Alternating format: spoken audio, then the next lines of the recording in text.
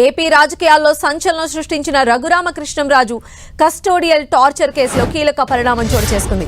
ఈ కేసులో నిందితుడిగా ఉన్న బీహార్ క్యాడర్ కు చెందిన ఐపీఎస్ అధికారి సునీల్ నాయక్ ను ఏపీ పోలీసులు ఆ స్టేట్ కు వెళ్లి అదుపులోకి తీసుకున్నారు.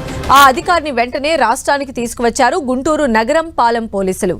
గత వైసీపీ ప్రభుత్వ హయాంలో డిప్యుటేషన్ పైన ఏపీకి వచ్చిన సునీల్ నాయక్ సిఐడి డీఐజీగా సేవలు అందించారు. ఆ సమయంలో అప్పటి నర్సాపురం ఎంపీగా ఉన్న రఘురామకృష్ణంరాజును కస్టడీలో వేధించారనే ఆరోపణలపై గుంటూరు నగరంపాలెం పోలీస్ స్టేషన్లో ఆయనపై కేసు నమోదైంది.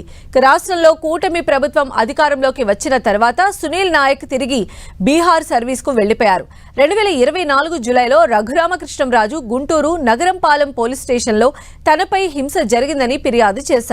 ఈ ఫిర్యాదు ఆధారంగా మాజీ ACB DG PV Sunil Kumar, మాజీ సిఐడి డీఐజీ సునీల్ నాయక్, నాటి సిఐడి చీఫ్ సీతారామాంజనేయులపై కేసులు నమోదు చేశారు. ఈ ఘటన వెనుక ఉన్న ఉన్నతాధికారుల పాత్ర నిర్ధారించేందుకు దర్యాప్తు కొనసాగుతోంది.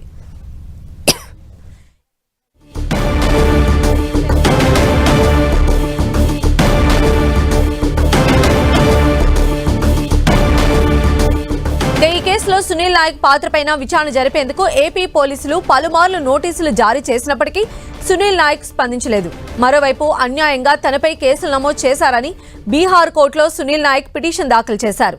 దీనిపై స్థానిక కోర్టు స్టే విధించింది. అయితే ఈ కేసు ఏపీ పరిధిలో ఉండడంతో స్టే చెల్లదని బీహార్ కోర్టు తేల్చి చెప్పింది. స్టే ఎత్తేయడంతో సునీల్ నాయక్ ను అరెస్టు చేసి ఏపీకి తీసుకొచ్చారు గుంటూరు నగరం పాలెం పోలీసులు. ఈ కేసులో ఇప్పటికే పలువురు అధికారులపై విచారణ కొనసాగుతూ ఉండగా ఐపీఎస్ అధికారి అరెస్టు కావడం రాష్ట్ర వ్యాప్తంగా హాట్ టాపిక్ గా మారింది.